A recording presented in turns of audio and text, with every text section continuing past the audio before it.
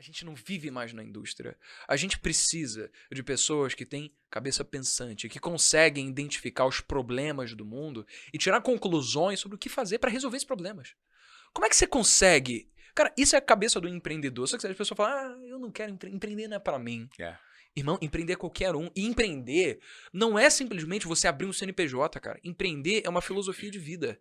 É você tapar do que está acontecendo no mundo. É você ser cético para entender a causa do que aquilo que você viu ali gerou. Então, o que gerou aquilo que você está vendo? Quais são os impactos que isso tem no mundo? Existe alguma coisa que você individualmente pode fazer para melhorar? Da sua parte, sabe? Porque quando você é um ser pensante, você olha numa perspectiva muito mais macro. Você deixa de ser um ser absolutamente egoísta, individualista, e você passa a pensar no todo. Isso é muito bonito de pensar, mas é algo que a gente não é ensinado. Tendo em vista esses dois problemas, esses dois pilares, educação financeira e defasagem do conhecimento relacionado a negócios que a gente não tem, eu pensei, putz, mano, eu tive o privilégio de aprender sobre essas duas coisas.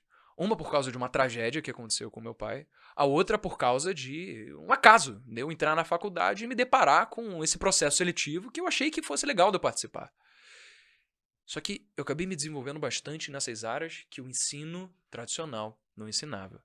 E o que aconteceu foi que eu falei, putz, vou começar a falar disso daqui, que hoje é visto como um conteúdo passado por pessoas engravatadas e super formais, por exemplo, por um negócio, você vai falar um grande empresário, um cara de sucesso, muito distante da realidade de uma pessoa normal.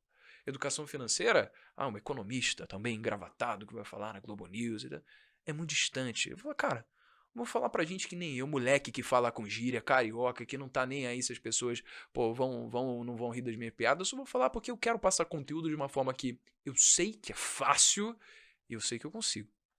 Porque é genuíno, porque é verdadeiro e porque é desprendido de expectativas, né? Exemplo, o favelado investidor. Como que você pode imaginar um menino vindo da favela que sentou aqui onde você está sentado e disse para mim que o dia mais feliz da vida dele foi quando ele levou a mãe, que é assistente de serviços gerais, e falou, mãe, pode entrar no mercado, hoje no supermercado, e comprar o que você quiser, pode encher 2 carrinhos, porque a gente tem dinheiro para pagar. E isso ele me disse que aconteceu faz pouco tempo. Nossa, sabe? E se conectar. E melhor, não é só a própria história. É uma preocupação tão genuína com o todo, e o resultado dele está vinculado ao valor que ele entrega para o todo, que ele transforma a vida de monte. Exatamente. Porque ele tem a retórica, o discurso que atinge os moleques que vieram do mesmo nicho que ele, e ele transforma por meio desse tipo de educação. É verdade. Que é o que você está fazendo. É verdade, cara. Isso que é bonito do marketing digital, da produção de conteúdo. Pô, existem 7 bilhões de pessoas no mundo, cara. Quando eu comecei, já tinha o Thiago Nigro, que me deu esses primeiros passos. Já tinha a Natália Arcuri, já tinha o Bruno Perini, Pete Money, Fábio Rodo, todas as pessoas, né? Hoje ainda tem o Favelado Investidor, tem Nath Finanças, tem o Kid Investor. Tantas pessoas que falam sobre o mesmo assunto. Mas elas falam para um público diferente, porque elas falam do seu jeito, sabe? E tem espaço para todo mundo. Exatamente. Porque quando a maré sobe, todos os barcos que estão na maré sobem juntos. Sobem juntos, cara. Pô, fiquei até arrepiado, velho. Sabe por quê? Porque é muito simples. Às vezes, é um favor que você está fazendo as pessoas que não te conhecem ainda, você começar a produzir conteúdo, porque tem muita gente que vai se identificar com você. Quando eu comecei a fazer o vídeo no YouTube, eu falei, cara, eu acho que não tem alguém que compre ali o meu perfil. Acho que tem um público aqui desatendido, pô. E realmente, se você pega um Analytics lá do meu Instagram, do YouTube, hoje você vê, cara, 70% do meu público tem entre 18 e 30 anos de idade. 70%? 70% do meu público, cara. 20% é a galera sub-18, 10% é a galera que tá mais de 50 por aí, sabe? Sei. É assim, então, exatamente eu. São pessoas que se identificam comigo, porque parecem comigo, sabe? Então, porque é você traz um frescor, você tem uma cabeça arejada que se conecta exatamente com o mindset dessa galera e gera transformação, e tudo bem. E você imagina se você parasse para pensar que você não teria mais espaço, porque já existe o Thiago Nigro, já existe o Serbase, já existe a Nath Arcuri, você imaginou? Que loucura que poderia ser? E, cara, provavelmente eu não teria nem começado, porque essas foram as pessoas que me deram os primeiros passos no mundo de educação financeira e mostraram que existia um mundo novo a ser descoberto e possivelmente que eu poderia ser mais um agente de mudança nesse mercado. Se eu não tivesse tido contato com eles, cara, não é que, eu ia ter um mar azul pra mim. Não, provavelmente não ia ter nem jogos de negócio, entendeu? Ou seja, foi justamente o fato de um ou vários players começarem que possibilitou com que o mercado crescesse como um todo e abrangesse cada vez mais pessoas. Legal. Eu entrevistei um cara muito interessante, o Roberto Machado. Fica a dica para você que está acompanhando o Desobediência Produtiva no YouTube, no Spotify, na sua plataforma de áudio favorita. O Roberto Machado foi por 5 anos mentor do Google Launchpad, na Califórnia. E num papo que nós tivemos, ele é um grande empreendedor, ele estava explicando que ele tem 2 filhas, uma de 8 e uma de 12. E eu perguntei para ele, a gente entrou num papo sobre educação, e eu perguntei a ele como ele gostaria de educar as filhas dele, o que ele enxerga de um modelo contemporâneo e inovador de educação. E ele me explicou que as filhas dele vão ter o direito de ter 3 startups cada uma. Então assim, eu vou dar, a partir de agora, faz 8, 10, 12 anos, cada uma vai ter o direito de ter 3 startups. E falir as 3 startups, porque é a maneira que eu encontrei de orientá-las para um mundo em constante transformação. Porque a partir do momento que você cria sua própria startup, você é o responsável por todos os segmentos. Né? Para área de compras, relacionamento com os clientes, planejamento, processo, produtos, é você que vai ter que resolver. E aí, o objetivo dele era dar mentorias e fazer com que elas se conectassem com a melhor fonte sobre determinado tipo de assunto pontual para resolver a dor momentânea e aprender ali, na tentativa e erro. Eu falei, mas essa é educação Brilhante, cara. brilhante, né? Brilhante. Então, olha o quão disruptivo é esse modelo de educação hoje para os padrões brasileiros. Porque quando a gente fala em educação aqui no Brasil, como você mesmo disse, a gente não pode se esquecer que nós lidamos com 80% de uma população pobre, né?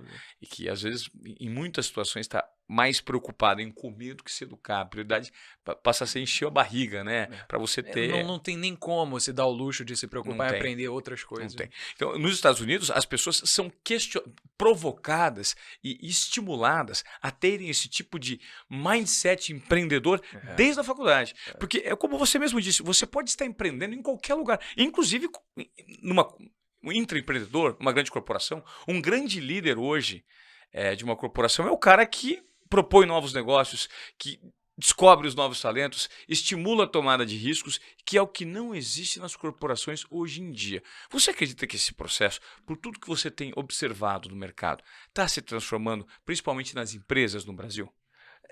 Vamos lá, é muito simples da gente analisar isso, sabe? A gente viu na Bolsa de Valores de 2018 até aqui, um crescimento mais de 6 vezes. Né? Tinham 500 mil investidores na Bolsa de Valores, hoje tem mais de 3 milhões e meio. Mas o que o mercado de capitais tem a ver com o mercado da economia real? Tudo. Porque o mercado de capitais ele negocia ações de empresas que estão na economia real. Você vê o interesse das pessoas não só investirem o seu dinheiro, mas, cara, elas querem ser sócias de negócios. Você vê pessoas que querem aprender como analisar balanço de uma empresa, DRE, demonstrativo de resultado de exercício, né, fluxo de caixa, balanço patrimonial, para conseguir aplicar esses conhecimentos, não só para escolher os melhores ativos, mas transpor esse conhecimento a iniciativas próprias. De pouquinho em pouquinho, a gente vai eliminando aquele pensamento de que empreender é para quem perdeu o emprego, de que empreender é muito arriscado, e vai colocando o pensamento de que, cara, se eu estou falindo a minha startup, às vezes é porque tem alguma coisa que eu ainda não sei. Porque conhecimento é o maior minimizador de riscos que existe. Se hoje acabasse, jovens, acabou, o canal do YouTube, Breno não é mais ninguém, todo mundo me esqueceu ali. Todos aqueles seguidores que estão lá, pá, 0. Cara, eu ia começar e eu ia chegar onde eu estou.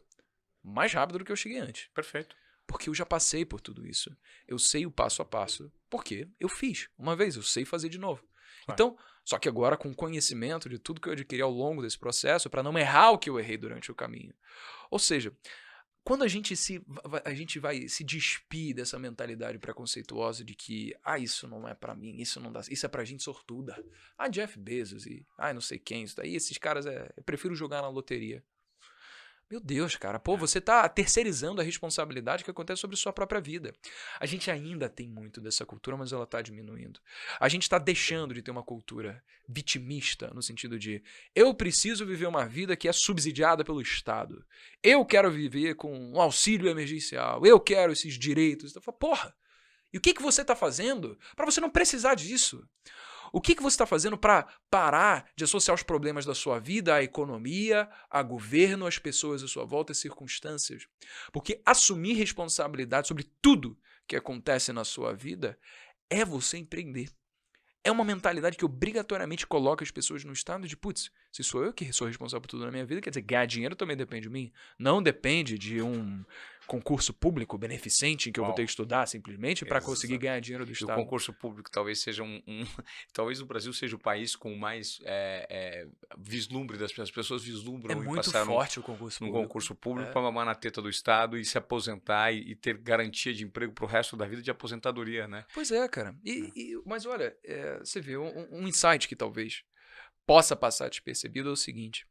Quando a gente vê os governantes, que a gente vive numa democracia, né? Hoje, como você falou tão claramente, 80% da população não é favorecida economicamente, elas têm que se preocupar muito mais, às vezes, do que comer, do que em buscar a educação. Então, a gente sabe que são as massas que elegem os governantes. Tudo bem, esse é um modelo justo, porque é o governo da maioria.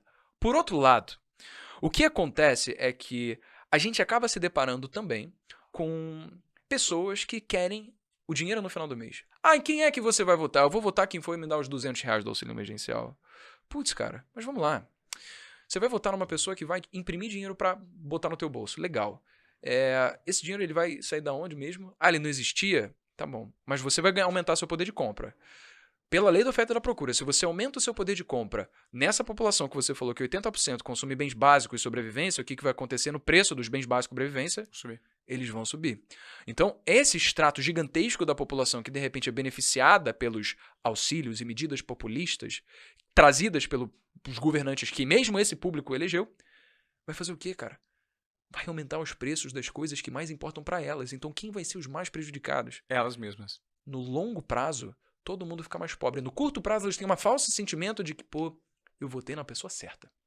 Mas no longo prazo, o que acontece? Se você projeta de 1994, quando teve o Plano Real, para cá, a gente teve uma inflação acumulada de mais de 550%. No real, aqui no Brasil. A inflação do dólar nesse mesmo período foi de 70%. O que isso mostra, cara? A gente entrou num ciclo vicioso onde o governo ele quer dar medidas benefícios populistas para a população reelegê-lo e depois ele tem que criar soluções para os problemas que ele mesmo causou. Porque a inflação corrói o poder de compra das pessoas que mais precisam de dinheiro. O que acontece? O governo chega, vamos aumentar o salário mínimo. O que isso faz? Prejudica as empresas que às vezes têm uma folha já amarrada e não pode. Fala, caraca, eu vou ter que demitir gente aqui, porque eu não consigo pagar com esse aumento, arcar com esse aumento. E o que vai acontecer? Vai ter mais desemprego, vai ter mais gente sem renda, você tem um aumento dos preços e menos renda para a população. O que acontece? Cara, é crise, mano. Por isso que a iniciativa privada ela é o maior driver de transformação do nosso país.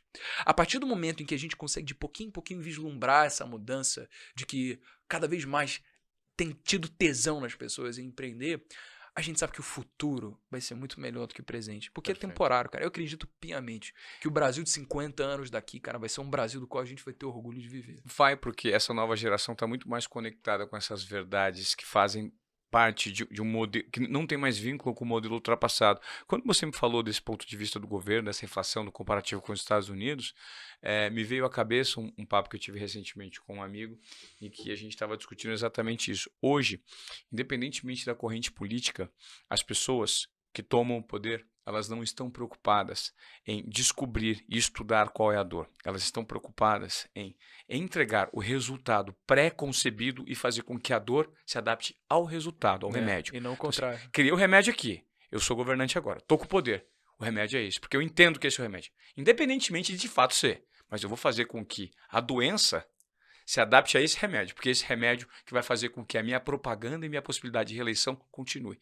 E no meio do caminho existem as instituições e a cultura, a herança cultural que está permanente nessas instituições. Então, você até pode ser bem intencionado nesse processo todo. Se você faz parte de um governo e você não concorda com esse remédio que foi pré-concebido, nesse caminho da dor, você vai encontrar estruturas viciadas que vão te forçar a falar assim, você tem que tomar o remédio, não tente entender a dor.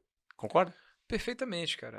Eu acho que a mudança ela pode vir de todas as frentes. E eu acho que, por exemplo, existe um discurso muito bonito dizendo, vamos eliminar o governo, né? Libertarianismo, aquela coisa de vamos deixar a iniciativa privada reinar. Eu falo, cara, assim, numa escala de 0 a 10, o quão plausível é que isso vai acontecer? Então, pode ser que é um modelo tão utópico quanto o comunismo, por exemplo. Todo mundo vai ser, vai ter igualdade e tal. Eu vejo, bom, o governo existe. Ou seja, acho que talvez a gente deve alocar os nossos esforços pensando em como otimizar a estrutura que já existe e que dificilmente vai ser eliminada, do que ficar se preocupando em reclamar de uma coisa que você não vai conseguir mudar, entendeu? Tipo, a gente tem que se preocupar com aquilo que a gente de fato tem que fazer. Você não vai conseguir eliminar o governo. Vamos cancelar a revolução. Pum, pô, fincou a bandeira aqui, agora a iniciativa privada vai reinar. Beleza. Você consegue fazer isso, você mete bronca. Se você não consegue, que eu acho que é a maior parte das pessoas, trabalha com o que você já tem, cara. Então, eu prefiro assumir o seguinte, cara, eu não quero depender do governo para absolutamente nada. Se você é um governante e você quer fazer diferença, então você atua dentro da sua área de competência para causar a transformação que você sabe que você pode. Eu, aqui do meu lado, vou causar a transformação que eu sei que eu posso através da iniciativa privada. Então, você faz a sua transformação, eu faço a minha, a gente se encontra no meio caminho e depois trabalha junto, pô. Mas então, até lá, eu não quero ficar me preocupando se eu pago muito imposto, se é muito burocrático, porque isso é o que todo mundo tem que passar. Assim, é o mínimo, entendeu? Como existe um caminho de muita construção do que dá para melhorar no nosso país ainda, eu sei que o principal, eu tenho que jogar o jogo que todo mundo já jogou. Não faz sentido reclamar com coisa que a gente sabe que não vai poder mudar no curto prazo. A gente pode trabalhar para que lá na frente, aí sim, a gente consiga criar uma percepção do coletivo de que a estrutura é falha e que pode ser otimizada. Mas isso é um trabalho em conjunto que requer todos os agentes atuando. Chega.